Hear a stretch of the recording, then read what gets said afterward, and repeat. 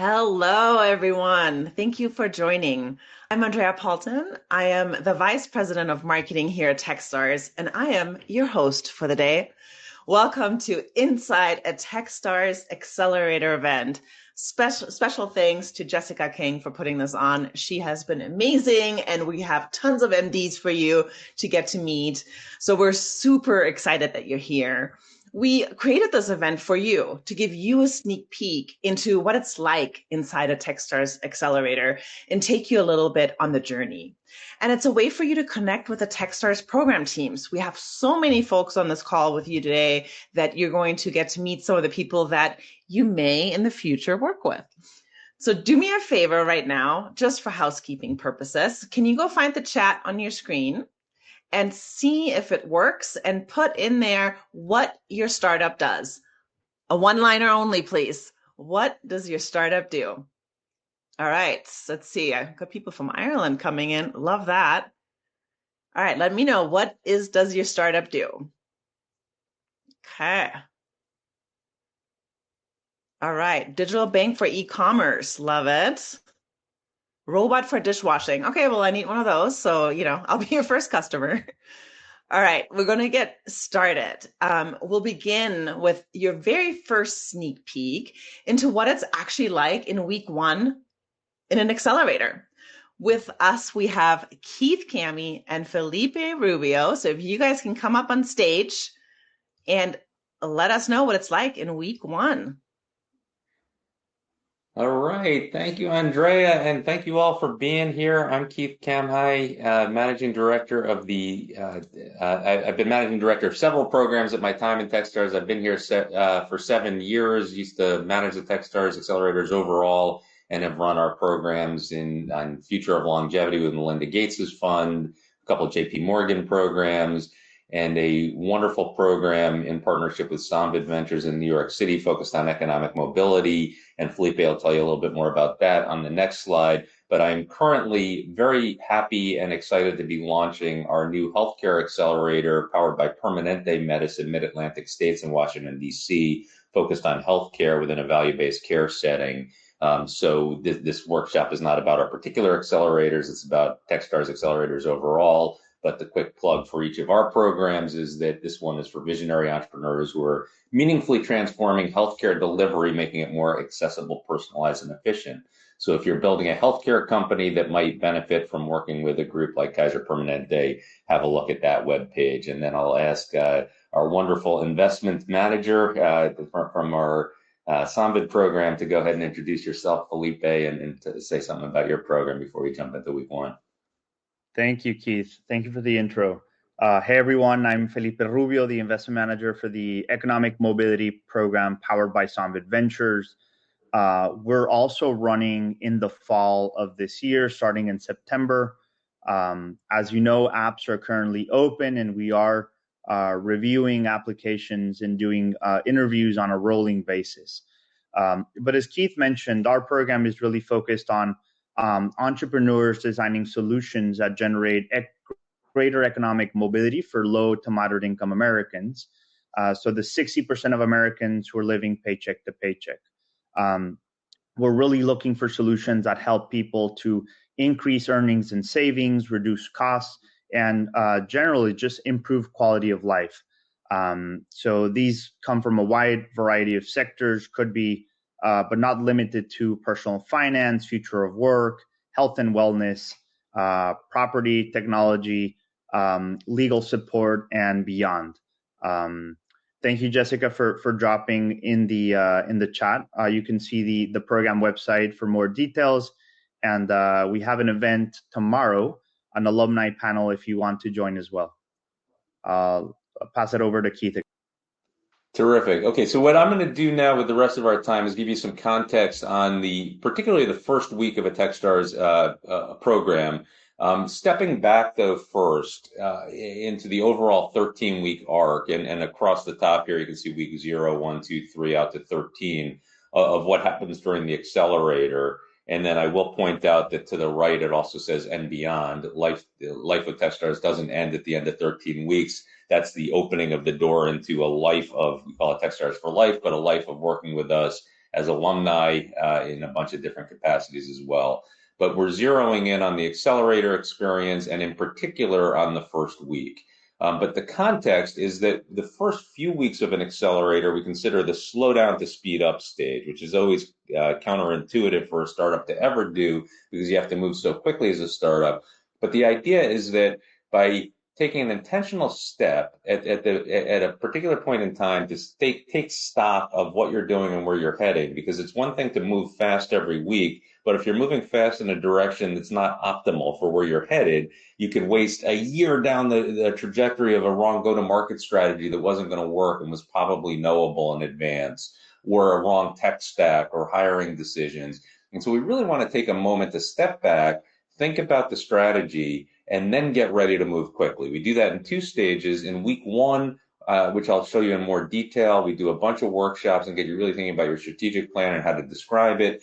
Then weeks 2 and 3, and programs vary a little bit from program to program, but generally in the next 2 weeks, sometimes in the next 3 weeks, we subject that strategy to a bunch of mentor feedback. So you have mentor madness or mentor magic, depending on what it's branded locally, but you meet a speed date with a bunch of mentors to pressure test the strategy that you developed in week 1 and really articulated. And then after that, it's getting to work and moving quickly on it week to week throughout the rest of the program. Okay, so with that in mind, we're going to zero in here on week 1. Whoops. Advanced slides there on week 1. And I refer to this, we have, and again, different programs run slightly differently, but you'll get the overall idea from how I do it in my own programs. What I call this vision to execution mapping, and really taking your broad vision down to the details of how you're going to execute on it and developing that strategy very clearly. So let's dive into what that's all about with vision to execution mapping. And the motivation for it, as better stated by others, is that vision without action is merely a dream. Action without vision just passes the time. Vision with action can change the world. And we're really looking for entrepreneurs who are doing things that change the world in the sector that you're operating for. Or put yet another way by several people whose names you might recognize, vision at the top of the chart is the destination. It's where you're headed and focusing all your efforts. And we'll talk specifically about how to make vision concrete. But vision without execution is just illusion. So you can just say big things, but how are you going to put it into motion and get other people working with you on it? So leadership is ultimately the capacity to translate vision into reality. And that's how we think about what we're going to set up in the Accelerator, starting with that first week. Here is what the workshops lay out as in that first week. And each box represents a workshop that we conduct in the first few days. And again, different programs vary a little bit, but this is the big overall concept. And each one's is a workshop, and it starts from broad down to more and more specific. So up on the top left, we start with your why. What is your core vision, your values, your mission? What are you trying to accomplish in this world?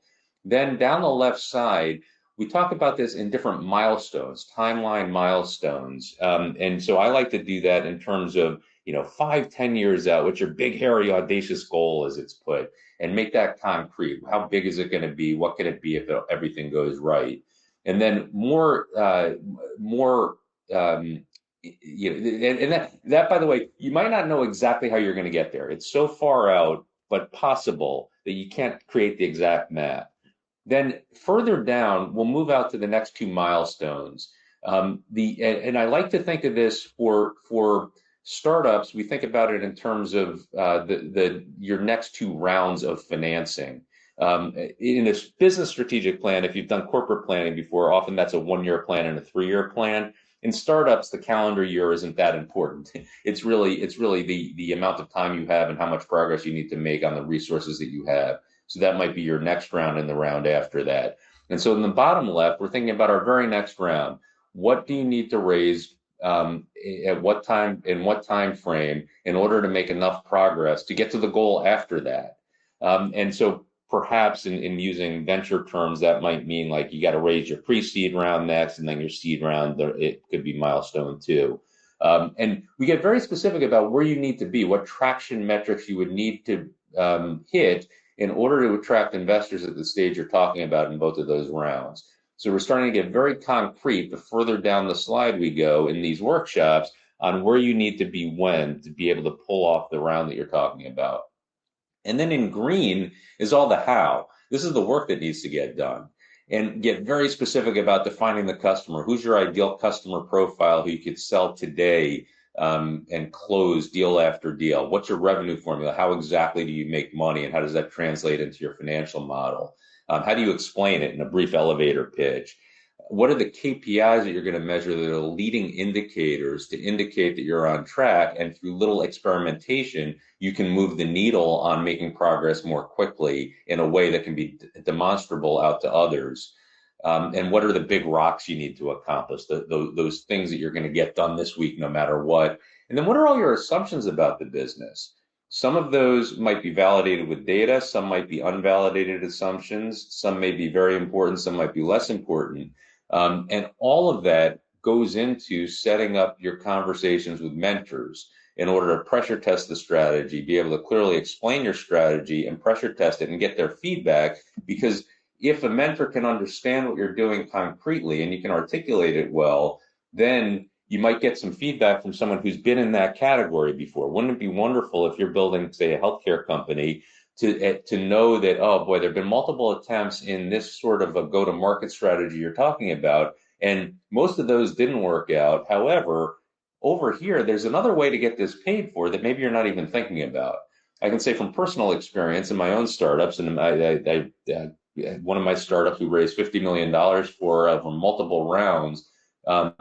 We didn't get it right at first. We spent a year down a go-to-market strategy that didn't make sense before quickly finding one that did make sense and became an overnight success, right? And so the idea is, can mentors help you take a lot of time off of that by having the experience from doing it before, where they can look at something and say, hey, you know, they won't have the conclusive answers, but they can at least ask the questions on, hey, you might want to try something else in this strategy, whether again be technology or go to market or business or how you set things up. So these are all the things we want to get in place. But how do you prepare to be able to talk to mentors about that and talk to others in general? Well, that's where this is still on the vision to execution mapping. We have you put this all into a single document as part of the effort. But to talk to the mentors about it and to be able to explain what you're doing, we want you to be able to leave the first week already ready to pitch the business. And so we're going to develop pitches at a couple different lengths to be able to explain the business outside. So if the vision execution map is your internal strategy, your ability to pitch it is the other side of that same coin. It's your investment memo and your pitches that let you explain that strategy to the outside world in a concise, consistent way that lets them understand what you're working on. Most founders are quite good at explaining their product to customers. That's one level of explaining your business. It's another layer up to be able to explain your business overall to investors, mentors, and others who you need to bring along in your journey. And so starting to build that muscle becomes really important. You probably spend a lot of your time working on your product today and your customer base, but not necessarily a lot of time packaging it up as a business. So we start that exercise with an investment memo. The reason we write an investment memo first is because an investment memo is the core document that an investor will write about you as they're trying to understand whether or not to make the investment internally. So the idea of the investment memo is that you write down your ideal version of what the investors are going to write about you as you would like them to interpret your business.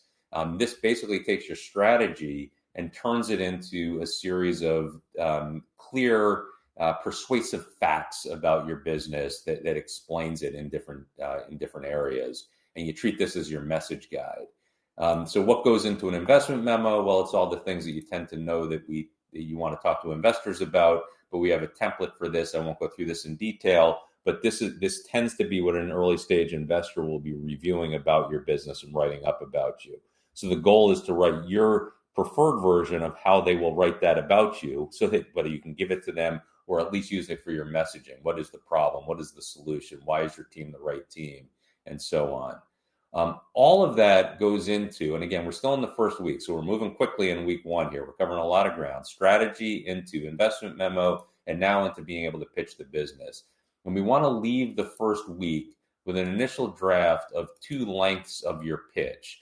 First is your ability to say this really well in a 20-second pitch. And then next is a 3-minute so-called demo day pitch, same kind of thing that you'll use at the end of program in week 13 on stage, but we want a first draft of it coming out of that first week. That's what you'll use to explain to mentors at the beginning of a meeting what you're working on and have them be able to give you effective feedback because you were able to explain your business very succinctly and clearly in that amount of time. I'll just share one slide on each of those and what those look like, and then turn it to Felipe to talk about how this gets used in the later stages of the program. But if you are interested in more information about either of these pitch topics, I will refer, and maybe we can drop it in the chat. There's a pitch series that we're doing at Techstars over the last 2 weeks and then next week to cover these different pitches as well. But the 20-second elevator pitch, a great template and format for that is to say, for a specific customer who has this problem, we make this solution so that they can have this value created. That order is pretty important. A friendly tip to founders, even when you're talking to us about what you do, is that founders will tend to, because you're working on the product so much, tend to lead with the solution when asked, like, what does your business do? It's, starts talking about the technology and the product and the solution. Most people don't hear it well that way. They'll hear it much better if you say who the customer is and what problem they have before you ever explain what you do, because you're setting the stage for what you do. So we want to walk out of week one with a really good elevator pitch that everyone on the team says the same way all the time, so you can introduce yourselves, and then you can extend it when you have a little more than 20 seconds into something about your differentiation and your business model. And then ultimately by Thursday or Friday of that first week, we're walking away with a first version of how you will finish the program on stage explaining your company in just 3 minutes. And we have the standard format for a pitch, which is the so-called hero's journey of storytelling, is to begin with a hook about your business, and then 7 steps. So step 1 is a hook, something that'll get people to start listening. And then step 2 to 8 are essentially 7 of the boxes out of your investment memo strung in back-to-back 20-second sound bites. It's a very hard pitch to write because you have to be pretty complete about your business, but very succinct about it. So each section, you're getting your problem statement down to 20 seconds, your solution down to 20 seconds, the market opportunity, the competitive landscape. It's a great exercise to really hone in on your strategy and your clear articulation of it, and ultimately have a vision statement. For a mentor meeting, you wouldn't necessarily give them a vision statement. You would tell them instead, here are the main challenges that I'm trying to address in the program, and I would like help with A, B, C. And then they might be able to help you on it. But on a stage pitch, you'll have a call to action at the end.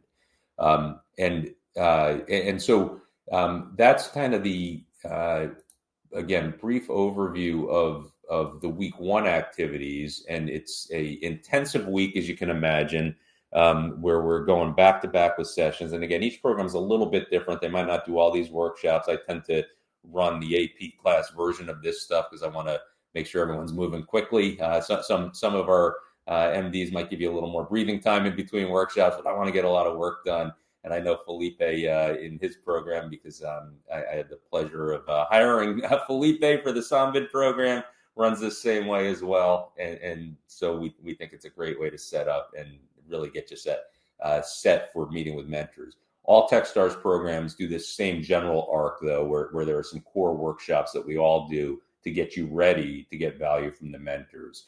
And then that heads into weeks 2 and 3, where you have a bunch of mentor meetings, where your dual goal of that is to get feedback from mentors and identify 4 or 5 of them who you're going to work with for weeks 4 through 12 of the program leading into demo day. So with that, I'm going to hand it over to Felipe to talk about, again, we're getting past week 1 here, but how some of this will transition into the investor readiness process that happens later in the program here. So Felipe, if you want to share what you tend to do with founders on this slide. Great, thank you, Keith. Yeah, so as we go into week after week 4, we really start preparing companies that want to raise capital, and we have a very exclusive investor readiness track for those companies that do want to raise venture capital dollars and go for venture capital to raise capital from venture capital funds. So it's a process that is, becomes pretty intense and full time. And as Keith mentioned, the investor readiness process includes things such as the VEM and the IM, which we cover in the first weeks. But then we really go into the details, such as writing a great forwardable email to make sure you're able to get intros to those key investors. We sit down on one-on-ones to build your one-pagers. We're going through your website, your LinkedIn, looking at how you're communicating your company to the outside world. We work on your investor meeting deck. We work on drill down decks for second, third, and fourth conversations. We'll look into your data room. How is that structured? What are investors asking for? Supporting your financial model or whatever metrics your investors might want to be seeing as those conversations happen. We also work on investor target list. We work on things such as an FAQ that investors might want to see. So it's a very robust process for those companies that want to do so. And we really set companies to hit the ground running for an effective fundraise. That's kind of the high level overview, and I'll send it back to Keith. All right, terrific. And I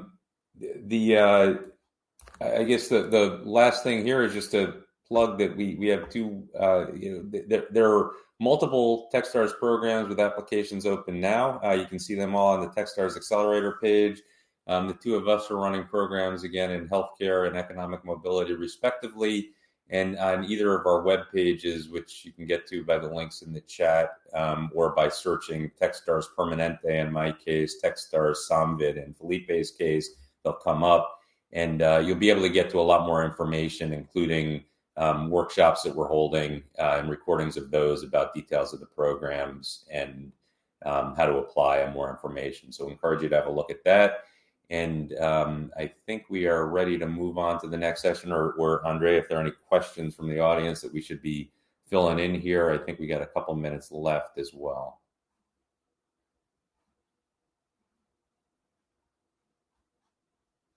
Oops. Okay, hi, thank you. We have questions for you. So both Felipe and Keith, maybe start with Keith. How many startups or how many founders are actually in a program with you? Terrific. Yeah, so the healthcare program will have 10 companies this year, and typically there might be 2 or 3 founders. Some will have a solo founder, but typically 2 or 3 founders might join per company from each class, from each company. And then do you help them individually, or do you help them as a group? Like, everybody, you have to do this, or does everybody get like one-on-one support? Oh, great question. Yeah, so one of the beauties of the Techstars program overall is its curation, and that is a superpower. And I think that, in fact, I think that's one of our biggest assets as an organization, is that Techstars is the best of both worlds, meaning that it is a large, sprawling network. We are running 25, 30 of these a year around the world, with thousands of companies having gone through, tens of thousands of mentors in our network and investors and so on. So it's big, and you get access to a big network, yet it's very small in your programs. So you have a team, a managing director, an investment manager, a team focused uniquely on your company, providing a curated journey for each company. So what I described as week 1 is one of the only sections of the program that's fairly like one size fits all. Like, we want all the companies to go through these steps and create the strategic plan heading into the rest of the experience. Everything else becomes highly curated. So the mentors that you meet are picked for you. So out of 100 mentors that we have in our pool, you might have, a few dozen meetings, and then you're going to have 4 or 5 of them work just with you for the rest of the program after Mentor Madness. Similarly, week to week, we'll have some sessions where it's group KPI sessions, for instance, where a few companies are together for the KPIs, but then we'll have one-on-one meetings with the MD each week and with the investment manager each week to cover your unique situation. So there's a lot of individual one-on-one time, very curated to your individual journey and where you are, but yet you're part of a cohort of peers who are going through a journey together, which is extremely helpful as well. Awesome. And Nishita wants to know what kind of founder challenges tend to come up most often in the program, and how do you support them? Yeah, I'll name a few, and then maybe Felipe, you can tack on the ones that you see, because Felipe tends to run an investor readiness track, which I think is a great addition to to this by having multiple people on the team. But there are, we like to say at Techstars that one of the reasons that Techstars is effective is that while every startup is different, there are some commonalities to the challenges that early stage founders face, and some things that we all learn the hard way by doing it ourselves without this structure of mentorship that maybe we can help you avoid by learning from our mistakes. And so some of the things that are typical at this stage is fine-tuning your go-to-market strategy and picking what is the right channel, who is the right ideal customer profile, how do I make it narrow enough that I can repeatably get that sale and do it efficiently. There's questions about tech stack often. There are founder dynamic issues that might be at play. On maybe it's about adding someone, or maybe it's about how do the founders respect each other's abilities and figure out their proper lanes and who's going to do what. There's how do I appeal to investors. So there's a bunch of things that are fairly typical to overcome. Felipe, maybe you can comment on it from an investor readiness standpoint in particular, and how much work that is for founders to get ready for. For sure. Yeah, it becomes pretty full-time for the founders that do want to run an effective fundraise. Some of the challenges that are typical at the initial one-on-one meetings I normally have on a week-to-week basis with each founder and company are things such as what do we include in the one-pager? What's too much? What's too little? For the investor deck, what slides and what information do they really want to convey based on their stage? So things such as what to include or not for that one pager or that slide deck. We also go into a lot of detail. We're working hands-on. It's a very tailored process. So some companies will be negotiating live rounds with investors. So we'll be in there supporting the CEO as they craft the response to that investor as they negotiate that pre-seed, seed, whatever round it may be. So questions around negotiation for that round and allocation of capital and so on. So it's a lot of fun. It's a lot of work. But we have a lot of fun with in those one-on-ones as we work through each particular situation. That's awesome. Thank you, Keith Kamai. Thank you, Felipe Rubio, for letting us behind the curtain of what happens inside a Techstars Accelerator in week 1. Much appreciated. Next on the stage, we're going to talk about one of the very many things that we teach you inside our accelerators, and that is how to prepare a proper pitch deck. We've seen thousands of these. So let's find out why most pitch decks do not work and how to ensure that yours does. Welcome Tim Grace, Gabrielle Rudd, and Jennifer Davis to the stage. Hello, guys. So nice to meet you all. Hello. Hey. All right. All right. One quick thing before we start. So the preamble says this is about pitch decks, which we will talk about. But we are also going to talk about pitches in general, because your deck is only one aspect of the many different ways that you are going to talk about your business with investors. We want to make sure that we cover those, because I think the deck always is the thing that sort of rises to prominence in people's minds. They have to have a great deck, but actually so many other things matter in addition to, if not more than the deck. And so we want to make sure that we touch on all that. So we're going to cover a lot of ground. Buckle up. All right. Tim, I'm not sure if you want to introduce yourself. Maybe we can go Hey, sure, I will slide. keep going with that. I'm Tim Grace. I'm Managing Director for Techstars Columbus, which we run in partnership with Ohio State University. And we focus primarily on companies that are building emerging technologies that help sort of power fundamental industries. So think people building AI and even quantum based solutions that support industries like manufacturing, defense, space, healthcare, areas that where those new technologies are rapidly transforming those spaces. Awesome. Hi, guys. I'm Gabby Rudd. I'm the investment manager at Techstars Columbus. So I work closely with Tim Grace, so I won't tell you about our program since he just did. And I'll pass it over to Jennifer. Hey, everybody. I'm Jennifer Davis. I'm the managing director for Techstars Boston. We are running a program this fall in September, so we have applications open now.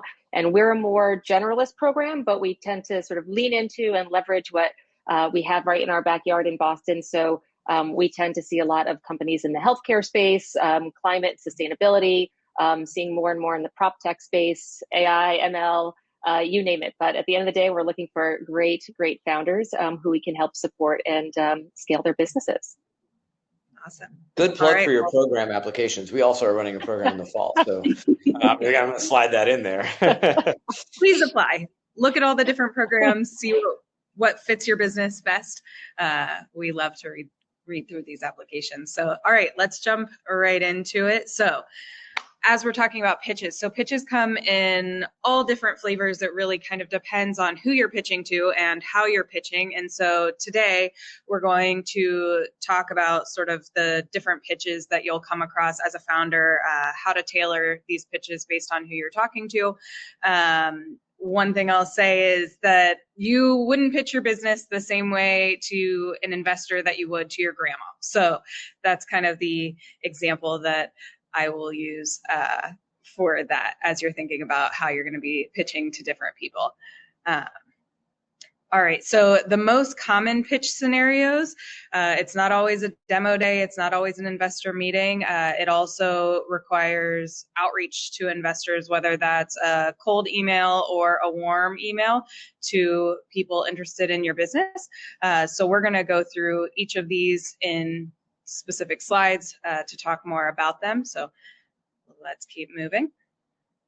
All right, so cold email outreach. So I would typically say try not to do this if you can. If there's anybody that you know who knows the person that you're trying to get in contact with, see if they can give you a warm introduction, which we'll talk about in the next slide. But if you do have to do a cold email because there isn't anybody that you know, try to make it as personalized as possible. So do some research on the person that you're trying to get a hold of and make sure that you, as you're writing this to them, make an ask at the end. Make it easy for them to respond to. So especially as investors, we get emails all the time, all day long, nights, weekends, and it's a lot to sort of sift through what is real and what is not. And so try to make it clear. Don't put a bunch of investors into a CRM like HubSpot and then just send out, "Dear investor, here's my company." Try to make it as personalized as possible. Don't lie in these. That would be very awkward if we read your email and you say that you have $1 million in revenue and then I decide to do a call with you and that is not true. Don't be uninteresting. Tim, Jennifer, anything to add on cold email outreach? You're going to have to do it no matter what. You're going to have to do it. And this is something that there's an art to it and you're going to have to get good at it.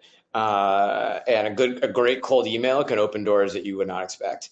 So I think be focused on getting good at this craft. And, if you follow some of these tips, I think it'll help you, it'll go a long way. And yes, don't lie. I know people think that that's not a thing, that like, oh, I'm just gonna fudge this here, I'm gonna fudge this there. They'll never know. People talk, they know. Just don't put yourself in that position. Yeah, definitely. Do the research on these people. It takes a lot more time than you would think, but if you are talking to investors and you're trying to fundraise, some of these cold emails could end up equaling $1 million, if not more. So it's important to get them right. All right, so warm intros. I like these a little better. But you need to make sure that the person who is making the warm introduction for you actually has a relationship with the person that you're trying to get in touch with, because it's a little bit worse if you're trying to get an introduction from someone who doesn't actually have a relationship with this person or has a bad relationship with this person. So try to understand the relationship that they have with each other. Are they close friends? Is it a founder in their portfolio?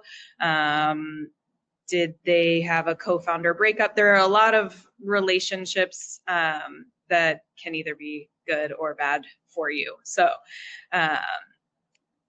that is what I'll say about how you choose somebody to make a warm introduction to. But as you're making an introduction or wanting an introduction from somebody, try to make it as easy for the person who is doing this warm introduction as easy as possible. So we've put a template on the right side of this slide, but you can send them a forwardable, tell them about your business, make it easy so that they can see it, and then just immediately hit one button forward. Hi, so-and-so, here's information about this company. Anything else on these guys? Cool. Well, let's keep going. All right, so an initial pitch. So when I say this, I'm thinking like your first meeting with an investor, whether that's in person or whether that's on a call. What you want to do is be friendly, be direct. I think that it makes a lot of founders really nervous, and I totally understand that like as soon as you hear the word investor, it makes the conversation a lot more scary. But these people are regular human beings. So you want to treat it like a conversation, get to know these people on a human level. I would not try to just read a script to them and pitch your business that way. It needs to be more conversational. Another thing that I recommend to a lot of our founders is ask them if they want to see a deck. I think that different investors have different things that they like to see. I really like to see decks. Tim, not so much. So he wants to keep it more conversational, and I think to each their own. And so I've had founders where they're like, okay, I'm not going to bring a deck. I'll keep it more conversational. And then the investor asks for one. So at least always come prepared. Ask if they want to use it. If not, awesome. Then you can treat it like a conversation. But if they do, then you have it. I would not monologue for too long. So you don't want to just start clicking through the slides and talking and not letting the other person jump in and ask questions. I think that's all I would have to say about that. Two biggest red flags for me is in a conversation like this is you bring a deck and you just sit there and you present the deck for 20 minutes uninterrupted. You're not going to engage someone with that behavior. Like it's both the monologue and a not conversation, and it's a violation of multiple of these rules. Like you want to make an emotional connection with someone. You want to engage. You want them to ask questions. You want them to be curious. And so you need to be able to create an atmosphere where that happens. And I think founders oftentimes think that they don't have control in these scenarios, that like the investor is the one who's in control of the conversation. But as a founder, you are in control. You have the thing that the investor wants. In fact, there's many more, if you're a great company, there's very few of you. And there's many more investors than there are great companies. So like you actually have they're in that power dynamic, like you do have some control more than you think. And so use that. Make sure that you are leveraging your ability to guide and navigate the conversation to places you want it to go, and not let the investor be the one who's driving. Yeah. And although this is sort of a live performance of your business, don't just read off of your slides, which we'll go into in the next slide of this deck. But people will either listen or they will read. They are not able to do both. It's just not possible. So that that saying comes from Nicole Galeros. But don't have your slides just be super text heavy. We can't read that and have a conversation with you at the same time. All right, so the last thing I will talk about in terms of ways that you may be pitching. So the final one, pitch competitions, demo days, talking to a large group of people. So you want to know your audience, demo something if you can, bring your problem solution to life. So I tell my founders to kind of twist the knife with the problem.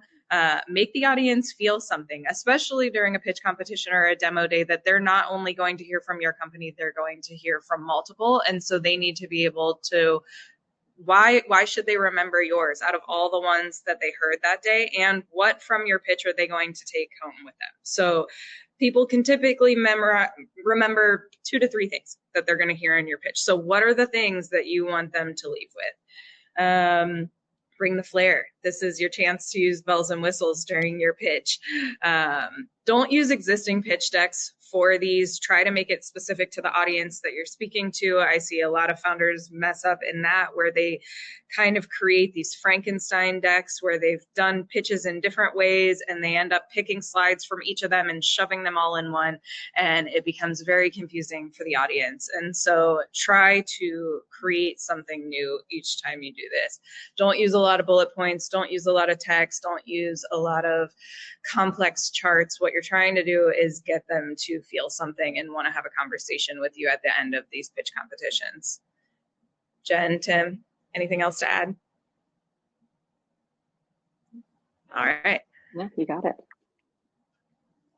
Okay, so last thing that I'll say, and then I'll turn it over to Tim. So more Nicole Galeros. So some ideas on how to be fucking interesting. Like I said, twist the knife, a startling fact, an interesting personal story, contradict conventional wisdom, make people laugh, play on a known fear, be appropriately different and make me go, So again, like, you don't want to maybe tell them how the sausage is made, but get them interested enough to want to talk to you about how the sausage is made.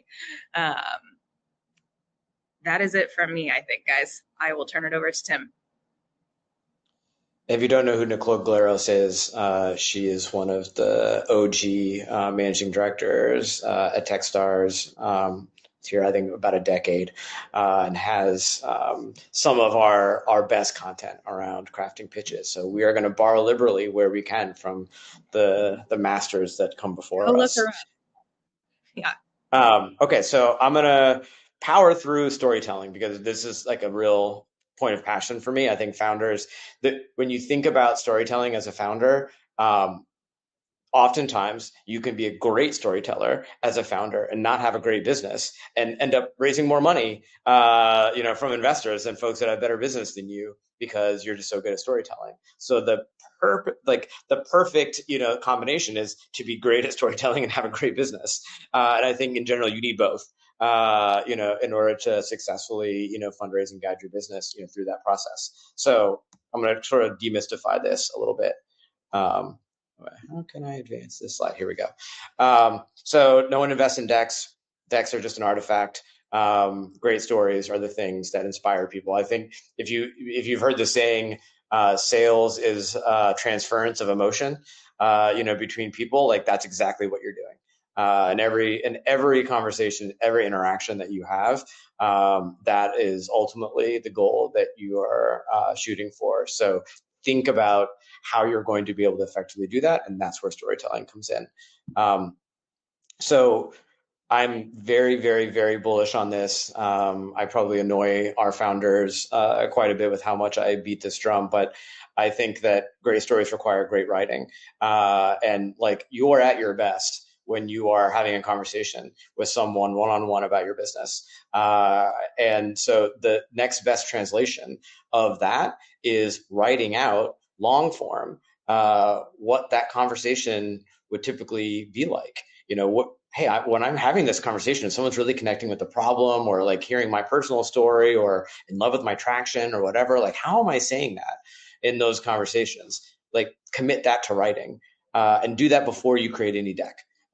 Because it's the story that you're able to write out through that process that's the thing that's going to captivate people. And then your job is to take that story and find the right sort of structure inside of a slide deck and visuals, et cetera, that support, the story you're telling. It's not starting with the deck first. It's starting with that narrative.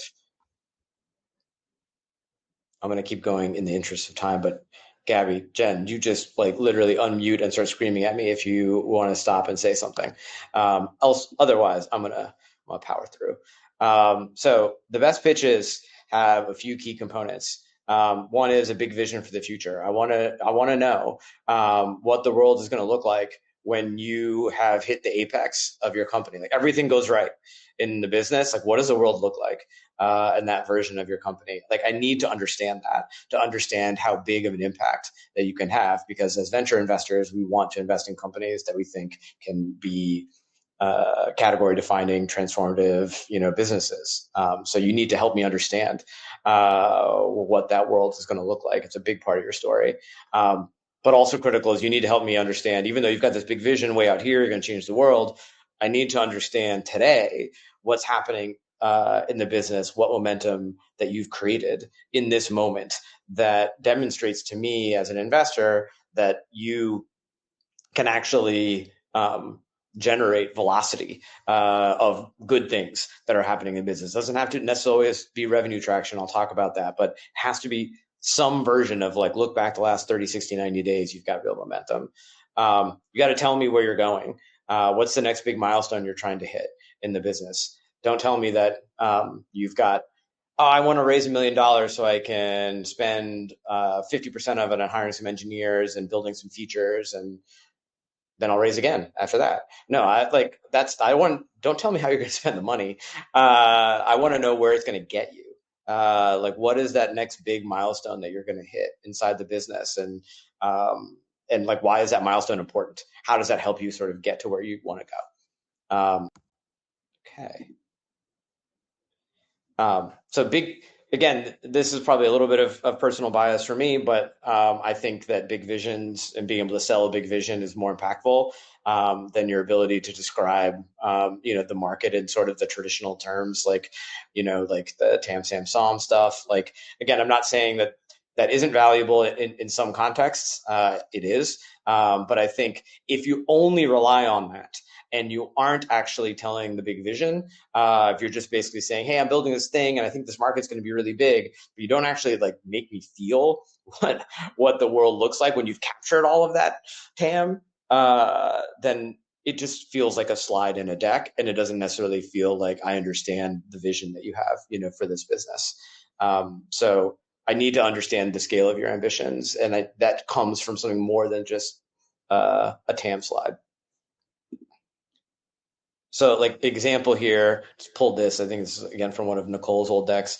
In 5 years, Doggy Hut will be the global number one go-to inspiration and booking platform for every dog owner traveling with their dogs, serving over 1.5 million users and 50K bookings per month. So very tangible. In 5 years, I'm going to hit these very clear business milestones, and my goal is to be the global number one go-to inspiration and booking platform for every dog owner traveling with their dogs. I'm like, okay, like that seems pretty big. You're talking about every dog owner, and you're going to be the number one. Okay, great. Like you didn't give me a TAM number. You just told me like the scale of your ambition, and so I'm leaning in, based on that. Another, so I referenced this earlier, sort of this idea of momentum over traction. So a lot of people are like, oh, you need to hit this magic number, right? If I hit the magic number of 10K MRR, then I'm going to be able to raise money. That could never be less true. There was a time where maybe that was kind of sort of true in limited cases, but it's definitely not true now. And I think it very much depends on you being able to share with me, hey, I've been working on this business part-time. I've got a full-time job, to pay the bills. I've been working on it part-time. I'm an engineer. I've sort of been hacking on this thing. I've spent this amount of time on it. And in this amount of time with this amount of resources, I've actually spun up this early product, and like I started posting about it on Reddit, and like some people got pretty pumped about it. And so like now I've got like some organic user growth, and like it seems like I've hit on something. Again, I've kind of been doing this part-time. I'm like, okay, great. right? Like that's some real momentum. Like you've had limited resources, but you've been able to like do a lot with a little, and that's very projectable. Like I can understand where I see potential in your business, from that. So like that's the kind of thing when we talk about momentum over traction, it's those sorts of things. Like just help me understand in the last like 30, 60, 90 days what you've been able to do with the time and resources that you've had. I'm going to skip this for the interest of time. And again, I sort of referenced this earlier, like milestones, are more critical than runway. Talk to me about if I'm going to give you $1 million, what does that get you? Does that get you to FDA clearance for your medical device? Does that get you to profitability? Does that get you, to your first 10,000 customers? Like, help me understand that, because that's a conversation that is more meaningful to me than just telling me how you're going to spend your money. So here, just as an example of like, again, I'm going to, with this next round of funding, I'm going to get to this number of users with this level of engagement and this amount of growth. Okay, that is the end of my preamble on my little spiel on storytelling. I hope that was useful, and I'm going to turn it over to Jennifer to talk about the deck very specifically. Yes, thank you. So as Tim and Gabby talked about, there are many, many ways to pitch your venture. So I want to talk a little bit about your pitch deck. So I'm going to share a few tips and tricks for what makes a strong pitch deck and a few things to avoid as well.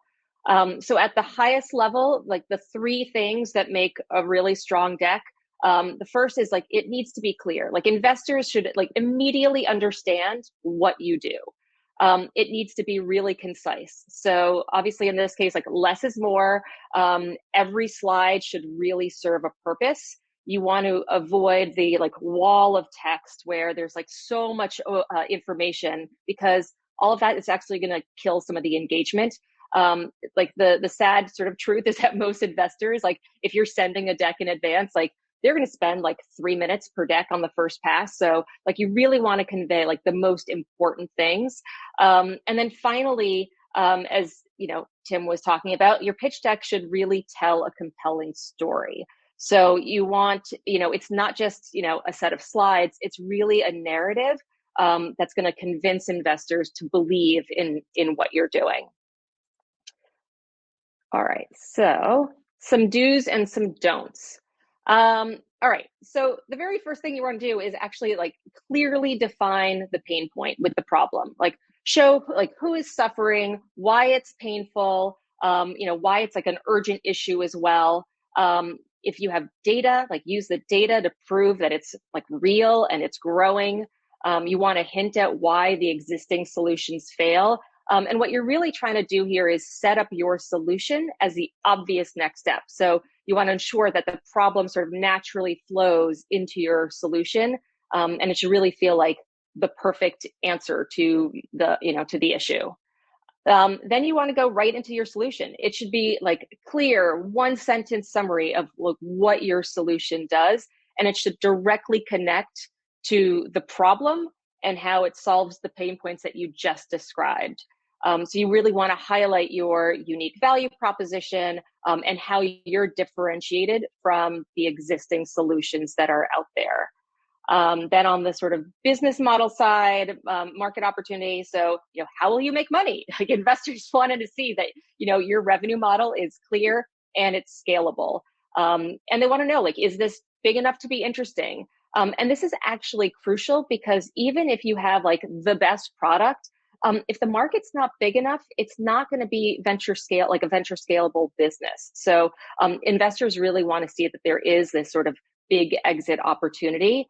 And you'll also want to mention why now is the right time for the business, or show, whether it's like, market expansion trends that you're seeing. Competition. So let's talk about the competitive landscape and, your differentiation. Tell us about your competitors. Like, tell us about them. We know they exist. And then show like how you are different and better. You want to highlight your unique advantage, your moat.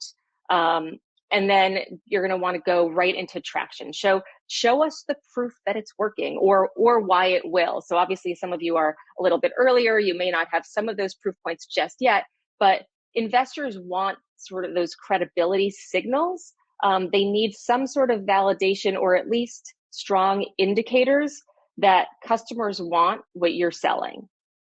And then I'd say the sort of most important, in terms of what we see on our side at Techstars, is the team.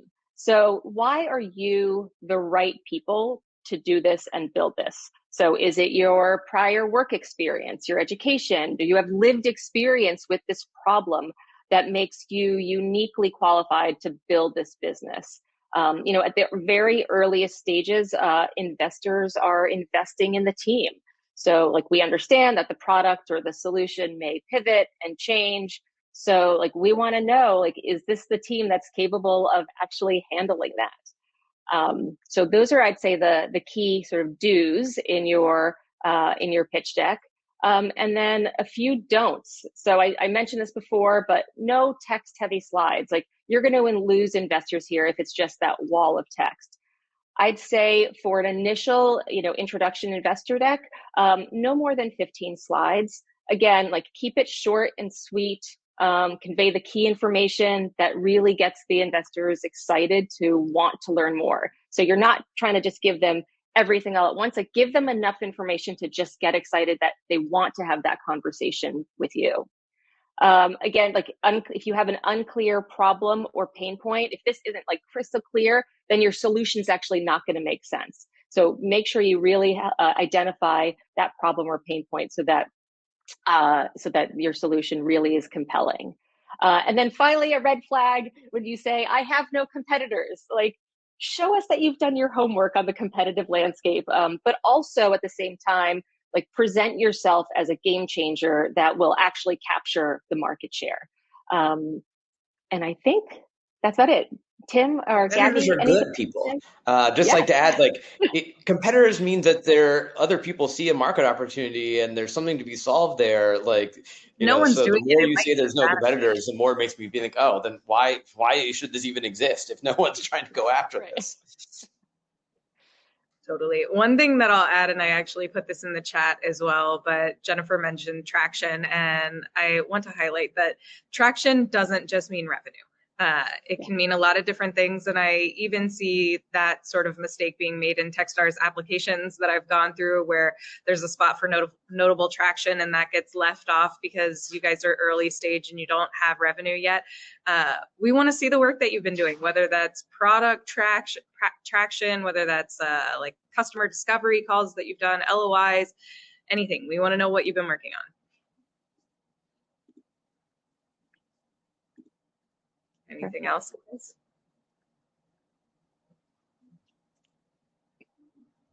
Thank you. I think that's it. Thank you. Yeah. We have one question before you guys finish.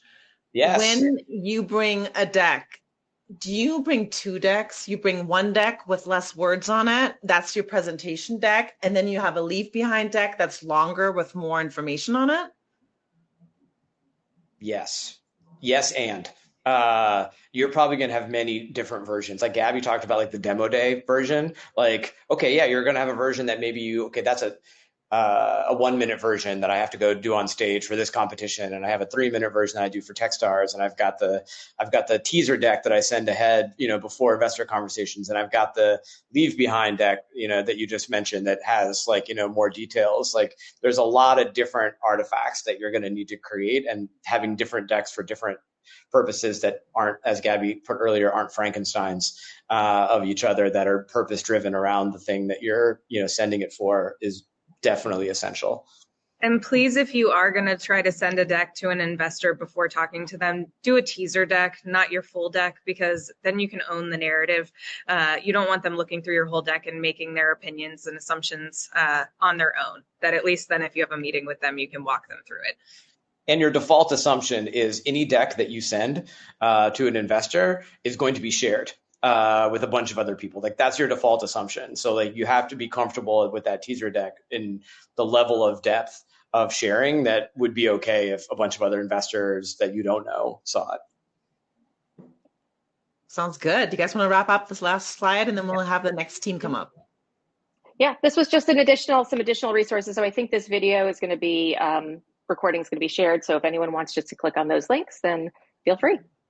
Absolutely. Thanks, guys. Thank you. Thanks, everyone. Thanks so much, guys. That was really good. And now that all of you have gotten some tips on creating a great pitch deck, we want you to be part of this club, this Techstars club, which means you need your Techstars application to stand out. So we are going to have Andres, Nick, Yuki, and Arthur come up on stage right now, and they're going to be talking to you about how to do just that. All right, guys, come on up. Hey, all, how's it going?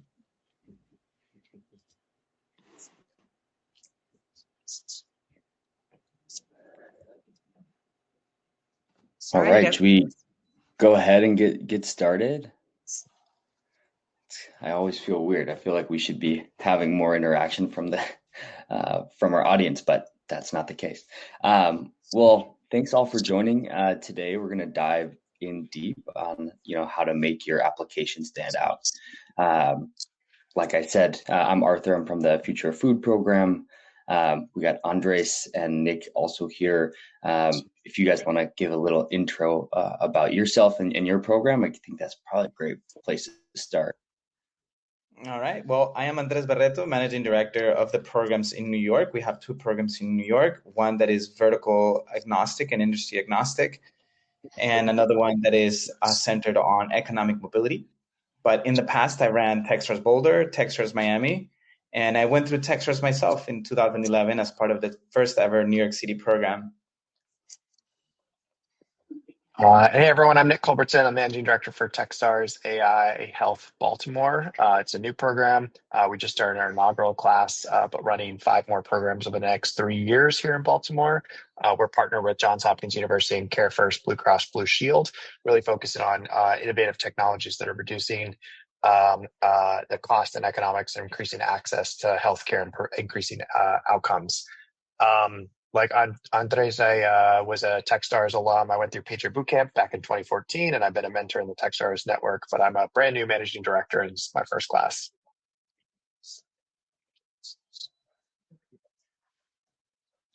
Awesome. Yuki, you want to just...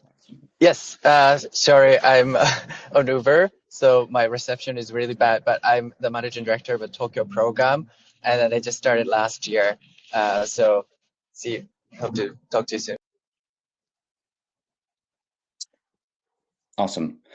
Well, we'll walk through kind of what makes a great application, the questions that we ask, and kind of the best way to tailor those, common mistakes we see, and then tips to help you tell a clear and effective story through your application. So we'll just jump in or dive in and get started. So overall, application composition, there's kind of 3 parts: basic information about you, information about your company, which is kind of the meat, and then the optional step to pick 2 accelerators you're interested, a primary and then an alternative.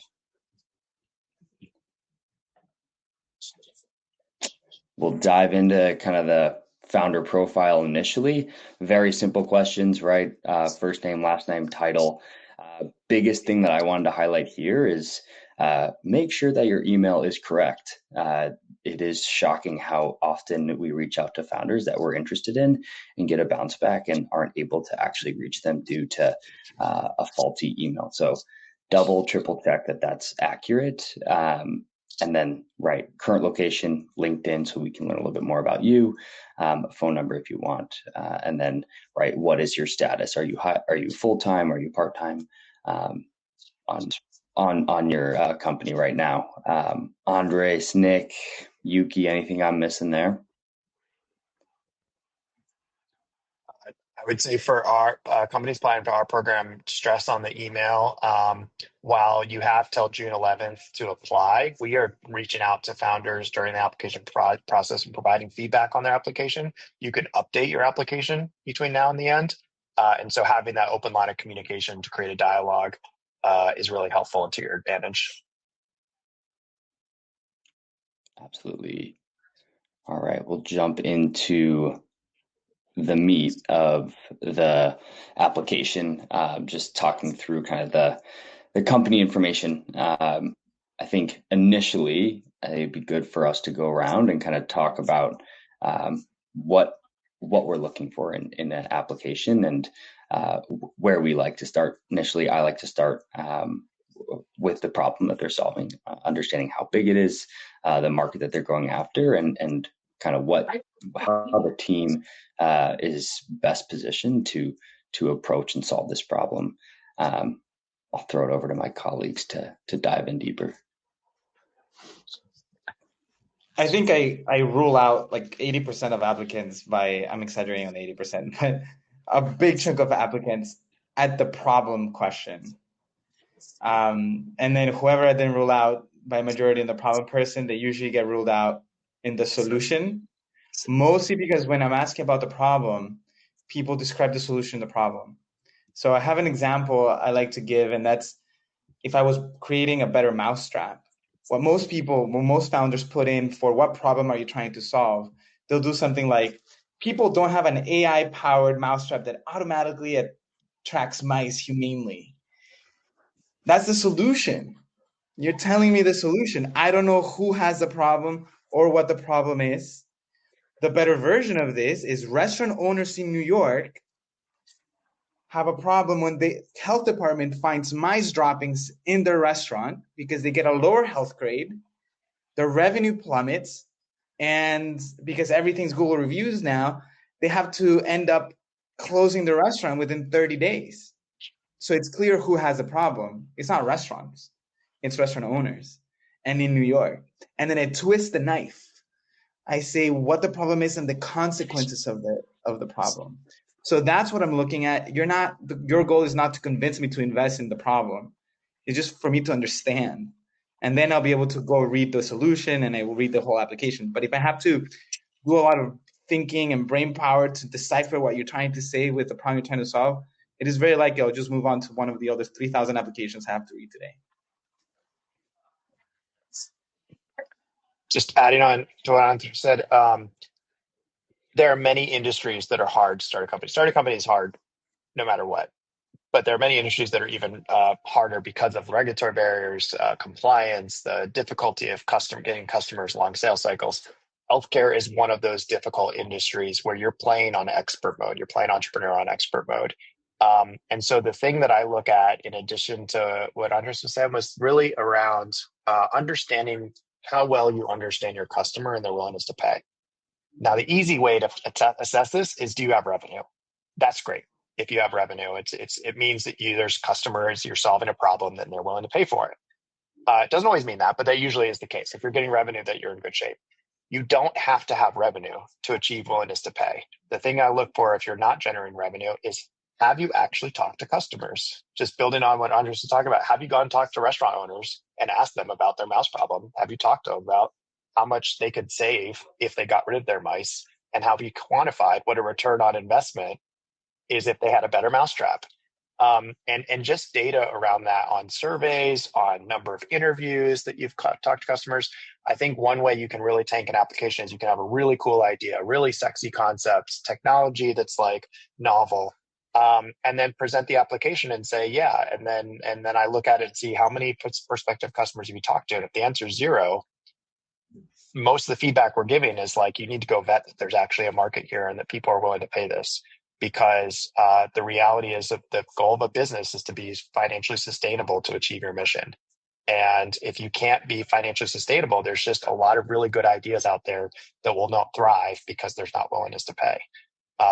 And so there's a lot of key elements here on this about understanding your target audience, competitors, like the right time, like what's your how are you finding customers, and all these details. But it all comes down to, do you understand your customers' willingness to pay for your solution? And for the people that are in the chat, let's give it a try. Describe the problem without hinting at the solution. And then we'll continue with the other questions. But I just want to see what problems founders are trying to solve. Try to not hint at the solution. Make it super simple to understand what problem you're solving and for who. And we can move on to the other questions while we see what people write. I'm excited to hear what some of the founders are going to drop in there really quickly. I think a few other basic things, product demo and team video, keep those short, right? We will not, at least my team will not watch a 20-minute video on why your team is here to succeed. We want it to be short, concise. Same with the demo. That can be a little bit longer, but understanding user flow, what is your tech stack, and just kind of talking through how a user would use it. Andres, Nick, Yuki, how do you guys talk about, or how do you interpret traction if they don't have any customers yet? Maybe if they have an MVP, what metrics are you guys looking for? For me, it's progress over time. It just show me that you're making progress. It could be as simple as we had this idea 8 weeks ago. We interviewed 10 people 8 weeks ago. Just last week, we interviewed 150 people and we found our ICP. That's progress. I've also had companies that are doing $1 million in revenue that I've rejected from the program or non-selected from the program. And that is because it's revenue that it's not retaining. They didn't really understand the customer pain. So I just want to see progress over time. It doesn't have to be like an absolute number. I agree. And it's really relative to the company too. If you're selling to insurance companies, you might have talked to 1 or 2 or 3 insurance companies, and that's enough because there's not that many in the US. But if you're selling to consumers, I'd want to see hundreds of individuals that you've spoken to. So it's relative, and it's all about the change over time. I see some examples of problems people are solving, and I'm noticing a pattern. And the pattern that I'm noticing is that a few of the examples here are talking about people, the average consumer, Gen Z, climate change. And that is a macro view at a problem that society has. Healthcare is expensive. Climate change is ruining the world. Yes, I get it, but who specifically lives a problem? And what the problem is to that person or that job title that lives a problem, and the consequences of that problem. So any of these answers that you can make even more specific will make it easy for me or my team to, as we're reading thousands and thousands of literally rows of problem solution, for us to quickly understand who has the problem and not just like take the security industry is fragmented or there is no housing in the world. Okay, that's broad, but how can we make it more specific? I'm going to drop here in an application guide that just covers the basic questions. For each program, you have to find like the thing that specifically matters for that program. But in the chat, I dropped a Google Doc. My suggestion is make a copy of this Google Doc. You're going to work on this later, but this is the tips on how to write better answers so that you get past the initial filters of our founders answering the questions that we're asking. So one thing I want to highlight, Andrew said, was almost describing the world without your solution. Like if nothing happens, if your solution doesn't exist, what is the cost? What is the damage to that? And therefore, by creating your solution, how are you creating value back? You should be able to link willingness to pay your price, that your market, your TAM, all the way back to like, what do people get in return? Like what's the return on investment for buying it? Like when they pay for your solution, they have saved this, they've made money this way, or they've gotten time back this way, they've gotten value this way. The closer you can link those two concepts together, the better. And this is super important also to build on what Nick said on the solution. When we ask about the solution, where I see a pattern of founders making the reviewer's life more complicated, meaning that they're going to skip going into detail in your application because it's so abstract, is when founders start describing what their company is rather than what it does.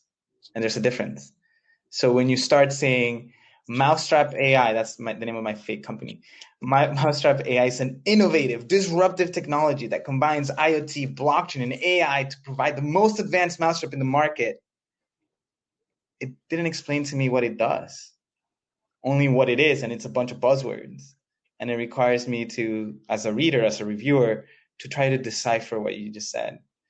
Instead, my suggestion is write the solution pretty matter of fact, what you do and for whom, and without using buzzwords.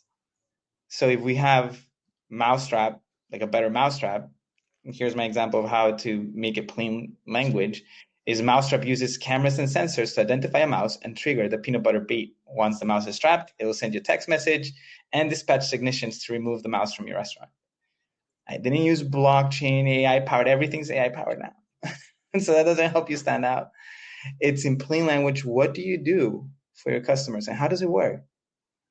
Maybe we can give that a try without using buzzwords. Start putting in the chat what your solution does. Just mousetrap.ai is available for $25K. Oh man, it's a good investment there.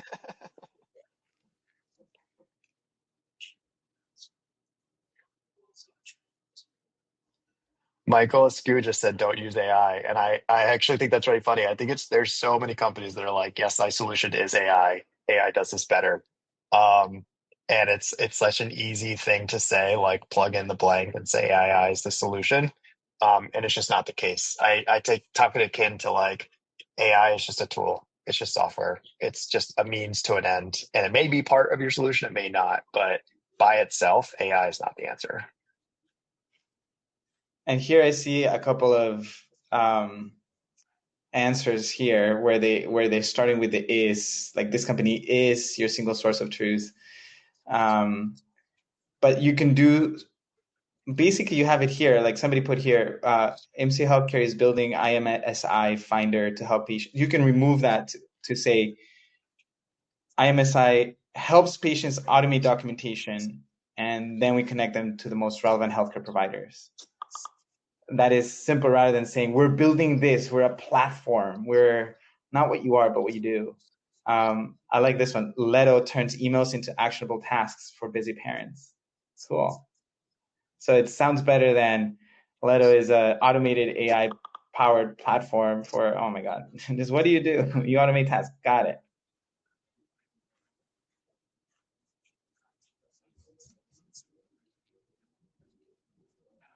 Here we have another. We're developing a new relevant way to test hearing. The solution could be we test hearing 10 times faster and 90% cheaper by, hopefully not saying AI powered, but by whatever technology you invented. That's helpful. That's easy for us to understand.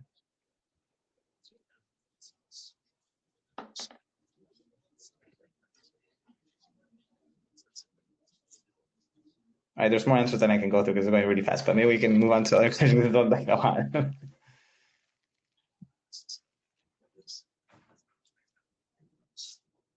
Great. Well, to run over, we'll follow up with some more of these kind of iterations at the end of the slide deck. But we currently have 14 programs opening that majority of them close June 11th. I would say, go in, look at the application. It is iterative, so you can go in and edit it up until June 11th. I think it's always nice to just get an idea of the questions that are asked. Like Andres put in the chat, like please go check out that document, super helpful. But overall, you technically don't need to pick an accelerator. We will go through companies and their profiles and find a home for them if it aligns with one of our programs. I think it does do your application justice to find a program that does align with what you're building. We have industry agnostic and then industry focused programs. I run the Future of Food program powered by Ecolab, focused on the food value chain, supply chain logistics, water tech, food production and processing. We do not take CPG. And so right? If you are building in that space, we would love to see an application, but I know Andres runs a industry agnostic program. And so maybe we can touch on the difference between that. And then also I know Nick runs an industry focused. So we kind of have differing perspectives on what we're looking for. Yeah, can I just pile on there, Arthur, that, Techstars, I don't know if this is perfectly accurate, but it's a franchise model. There's different locations that pop up that are either regionally focused or theme focused, but they fluctuate. There's like 15 one year, and then there's 12 the next, and there's 18 the next year, like moves back and forth. And so I get a lot of questions from founders saying like, oh, is there a Techstars in my city? I like the way the application works because you apply to Techstars, and then at the end of the application, you select which programs you think are the best fit for yours. And I challenge everyone not to think about the region or the location, but actually think about what program, which managing director, which focus area is going to be the best for you. And there are so many stories about companies that have started not in their hometown, that they like pack up and they go to Techstars or Y Combinator and they learn from that region or that ecosystem, take advantage of it. That doesn't mean you have to relocate there. Like companies that come to my Accelerator don't have to live in Baltimore. They do have to come for the 13-week period, and we provide a lot of resources, a lot of access to the benefits of our ecosystem. And then they go home, and and some of our companies come here and they are here for the time, and then they move somewhere else. They go to San Francisco or Boston because that's where their investors are. That's where the needs are. And so if you're really dedicated to your business, you're going to go where your customers are. You're going to go where the resources are. You're going to go where your investors are. And so just don't get caught up in like, what are the resources brought to me? Where can I go to the resources that are best for me? And so just keep that open mind. But Arthur, back to your point about partner versus non-partner. You want to start with that, Andres? Yeah, so for almost every vertical, we have a partner program where you can benefit from the value that not only Techstars brings, but the partner. Within that context, there's this idea that perhaps you need to be in a particular place because of VCs or the program. I think you need to look at it first through the lens of where do you think your company can get the most progress done the fastest? And it doesn't mean you have to relocate the whole company. I have companies that their market is outside of the US. Their team is outside of the US. But the CEO benefits from being I'm going to pick where I live, in New York, because it's the place where they have the highest density of customers for their vertical. When I ran the Miami program, we had a lot of entrepreneurs that came from Latin America, and the Miami market wasn't their market. But that's the ecosystem that has the most experienced, seasoned CEOs and executives for the Latin American market. So in the end, I don't want you in the office next to me because we want to hang out. We can hang out, of course. But if you're in a location like New York, if that's where you feel like you're going to have the most access to customers or whatever purpose you think is best for that particular seat or that program, it's not because I want you next to me. It's because I want you to leverage the city, or I want you to leverage the resources that we're offering in the program or the mentor network or the investor network, beyond thinking that this is like school where I need to do my MBA for 3 months somewhere. No, you're going to need to build your company. And by looking at the right program, at the right managing director, you can find where you have the biggest fit to have the most impact in the least amount of time within the Techstars network. And then you can go wherever your customers are, your engineering team or your family is. There's no requirement that you relocate to a particular city. And at least in the programs that I ran in the past and even the New York ones, we're pretty flexible. We don't take attendance. If you need to be at a conference, an event, fundraising in Sand Hill Road, or going to a big industry event in Chicago, well, go there. I don't want you hanging out next to me, even though, we can hang out and we're cool, but like, go where your customers are, go where your investors are. We're there to remove obstacles from along the way.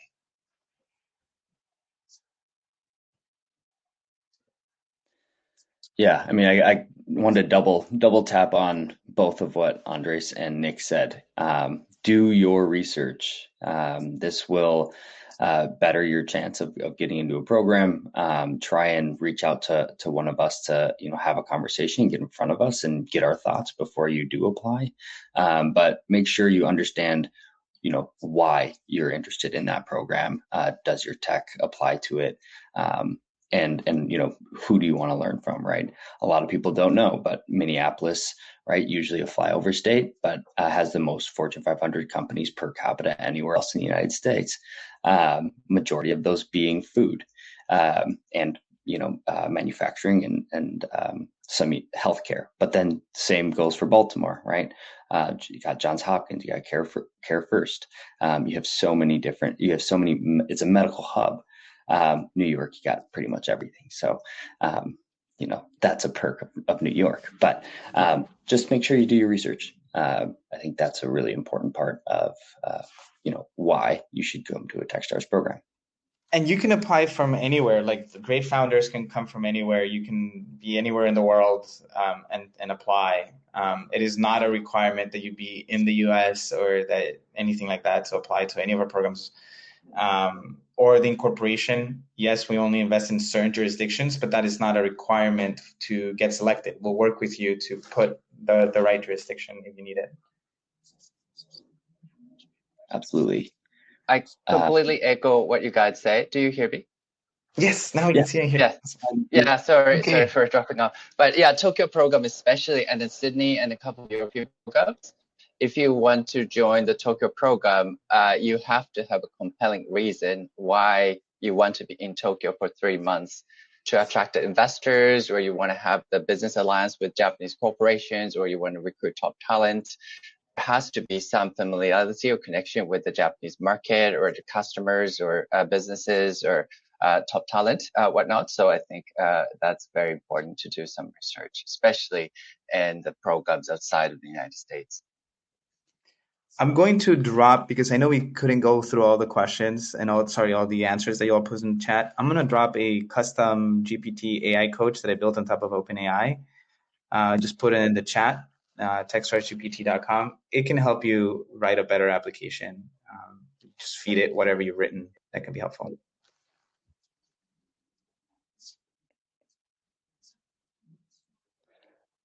Couldn't agree more. I've used it as well. Even on the sourcing and selection side, it's a great tool. Cool. Yeah, We I got agree 2 minutes. Oh, sorry. Go ahead, Yuki. Oh, no worries. I'm pretty sure you guys covered this, but also I'd look at founders' profile and a team slide or team video or LinkedIn, because I'm pretty sure everyone covered it, but problems is important. So you have to be obsessed with the problem, but the solutions change, the market changed, customer changed, like a lot of things will change over time, but the founders will remain, hopefully. So I look at the founders, who they are, what they have been doing, and then what they're passionate about, and what they have achieved or failed. So I think that's one of the things I seriously look at. Awesome. We have 2 quick questions. Andres, first of all, everybody loves the AI, but the question is, what if somebody applies and the whole thing sounds like a robot and clearly they didn't write about it? What do you guys do with all these AI applications that are coming in? Oh my God, there's so many. That is why the custom GPT. Look, I observed that people were doing this anyway. It's just they're doing it improperly. So the thing that I wrote won't be your ghostwriter. It'll just coach you on how to write it better. But use plain language. And the way I can tell that you use ChatGPT for the whole thing is because it's just very verbose, uses a lot of em dash and lots of words, very little meaning. So less words, more meaning, keep it succinct, have a little bit, just a tiny sliver of empathy that we do have to go through like thousands of applications, 300 something interviews within like 30 days. So if you just make it simple, it's better for your chances. And it's also easier for us to process all that information. Because we're still human. We don't let AI choose companies. Fantastic. Quick, short answer. How important is video in the application? I would say it is very important if you get through the late stages of the application. Like Andres alluded to earlier, you can read through if like your problem statement's off. Like it's not like there's going to be a redeeming factor if you haven't talked to customers. There's not going to be a redeeming factor later in your application. But if you have done all the right things, I think it's one of the more critical things to get you into the interview or the late stage. So if it's one of the things that will differentiate from being like a 95 to 100% application. That's my perspective, at least. Awesome. All right. Thank you so much, Nick, Yuki, Arthur, Andres. Much appreciated. So we're going to get the next group on the stage. For everybody that's listening, we hope that session brought you some clarity on how to apply. And don't forget to go grab Andres' AI tool in the chat. So next session and our last session, we got the fabulous duo, Misty Kane and Brad Schnitzer. They will go over their top 10 learnings from working with previous Techstars founders. So welcome to the stage, you two. Hi, Misty. Misty on the treadmill. Brad, why are you not on the treadmill? I need to be on the treadmill. All right, you two take. I should be. You two take it from here. Love it. Thanks so much. Brad, you kick us off. Awesome. Well, I'm really excited to be with you all today. This is something we've been working on for quite some time.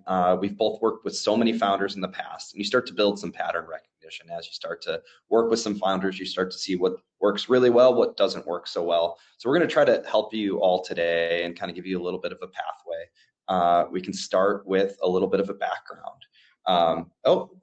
Jumped a little too far. There we go. So my name is Brad Schnitzer. I'm the investment director for North America, and I'm also the managing director at Northwestern Medicine's Techstars program. I'm here in the space today. I have a badge. I haven't had a badge in my last 15 years of work, so feeling really official today.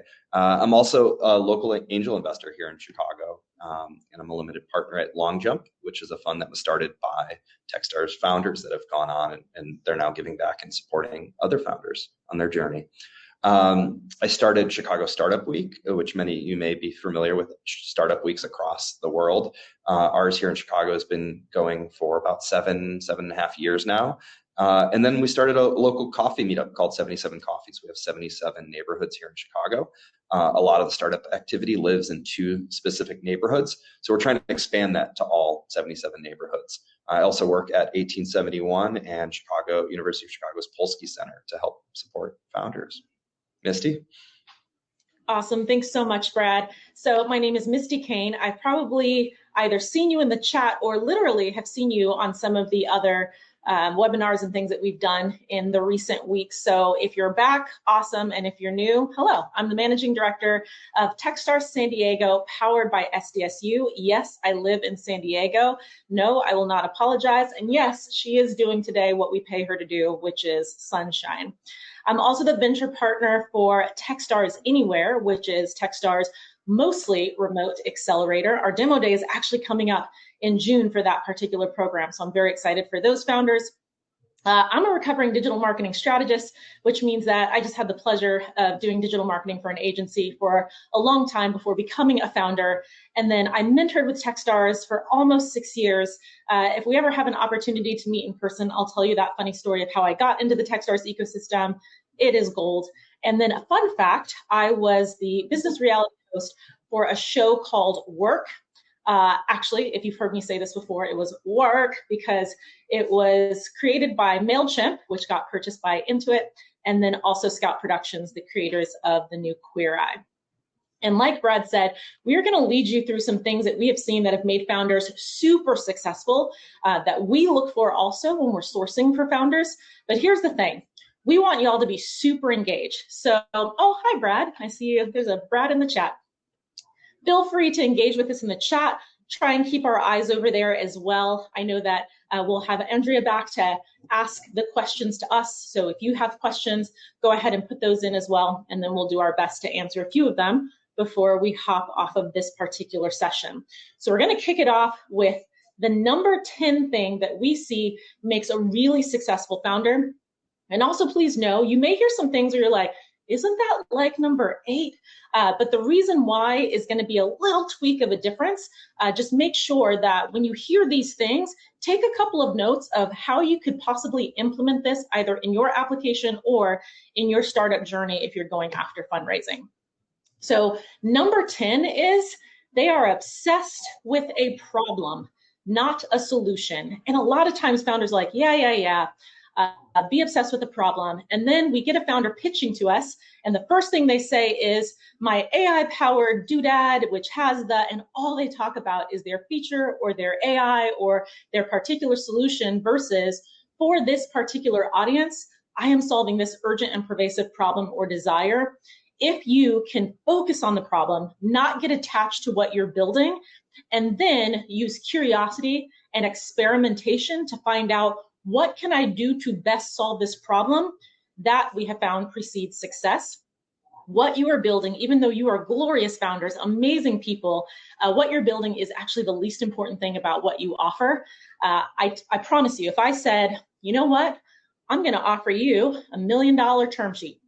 Any investor that you want to get connected to, I'll connect you and I'll make sure that they give you a term sheet for $1 million. I sincerely doubt you would say, but Misty, are you going to do it through a mentorship-based accelerator program? Because that's the only way that I can accept that term sheet. You wouldn't care how I did it. You wouldn't care about the mechanism, the solution. You would care about the outcome. So I'm going to quote myself here, even though it sounds like a huge humble brag, going to do it anyway. I was offered to do a TED Talk back in February. That TED Talk is out now. It's called The 2 Reasons All Startups Fail. The quote that I use in there is, starting with a solution is like buying a bunch of tissues because your nose is running, when the actual problem is you're allergic to the sesame seeds on your morning bagel. Meaning, if you don't take care of the root problem, whatever you do and build on top of it probably isn't going to be as successful as you like. All right, number 9. Awesome. So number 9. All right. So we are stubborn, but we're stubborn about the right things. So what I love about this, and we've worked with tons of founders, we want them to be, again, as Misty said, obsessed with the problem that they're working on, right? Like that is their North Star. They're dead set on solving that problem, but they're flexible about how they're going to get there. So what we do in program is we have our founders meet tons of mentors. They meet so many different people, really smart people. They all have different ideas. They all have different theories. They're basically trying to guide these founders on their journey. But what we want the founders to do is put the lens of their own business, know that everyone else is coming from a different place. And I want them to bucket everything they've learned, put them on a whiteboard, kind of like the whiteboard behind me, what our founders do here in program, and test these assumptions. And you'll see how we kind of lead into this, as Misty said. We're going to get deeper and deeper into testing those assumptions. But we want these founders, we don't want a founder that just takes advice and quickly just runs with it, right? Like we want that founder that's still stubborn, that knows their North Star, but they're willing to be flexible along the way. They know their core principles. Again, they're open to iteration. Perfect. Number 8. Okay, so number 8 is high EQ or emotional intelligence. And a lot of times people are like, oh, EQ means that even if I feel absolute rage, I just keep it bottled inside. Is that correct? Not exactly. EQ means that not only can you understand what you're doing and feeling on an emotional level, but also you understand the feelings and emotions of others. And here's why that's super important as a founder. I once asked in a meeting, I was on a panel and I said, raise your hand if you've ever bought something from a desk or a chair. And like 2 people started to raise their hand. I'm like, no, don't do that. You've never bought anything from an inanimate object. We never buy anything from inanimate objects. We buy things from other people. And other people be people, and they do some incredible stuff. Sometimes it's incredible good. Sometimes it's incredible a little bit weird. But if you are really great at human psychology, meaning the behavior of why people do things versus what they actually do, you will be a much, much better founder. At Techstars, we look for 6 heuristics or 6 things that we think show not only can we help you do more faster, but that even without Techstars, you would be on your way to success. And the first 3 of those things The first three, so half of them, are team, team, team. We are a global pre-seed accelerator. We look at the people. Are you amazing to work with? Are you coachable? Are you hungry? Are you driven? Are you somebody who you will test and experiment and think through versus, oh, I can't do this. I'm going to give up. This doesn't make any sense. Or I'm going to argue. I'm going to become defensive about whatever the thing is. Now, we don't need you to be agreeable. Even if you say, look, I don't actually agree with your recommendation or your suggestion or your advice, but here's what I am going to do. I'm going to go test this other thing that I feel more strongly about, but you can do that with radical candor, which means showing you care and also being someone who is telling the truth and very transparent. Again, precedes success. Making sure that you're that same way with your customers, making sure you're that same way with investors. If you have gone on to do fundraising, and please drop in the chat, have you started the fundraising process or have you ever done any fundraising? And if so, how many times did you get rejected? How many times are investors like, nah, fam, not for me? That doesn't feel great, especially if it happens over and over and over again. Are you a founder with enough emotional intelligence that you can say, got it, thank you so much. Can you tell me why? Get objective about it, treat it like a science experiment versus get in your feelings and then either blow up or give up. And so we want people who have high emotional intelligence. You can manage your own egos, emotions, but also your understanding of the emotions, egos, and psychological behaviors of others in order to affect change.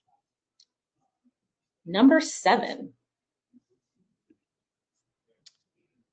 Number 7, you deeply understand your levers and KPIs. If you go through a Techstars program, you will go through financial modeling with none other than Troy Hennicoff. Troy Hennicoff started our office here in Chicago. And what we do when we go through a financial model, it's not just this thing that investors force you to come up with and you have to show them. We like to think, there was a time where people would draw out these long business plans and they would be 10-page reports and you'd say exactly how you're going to run your business and all the things that you were going to do and how you were going to be successful.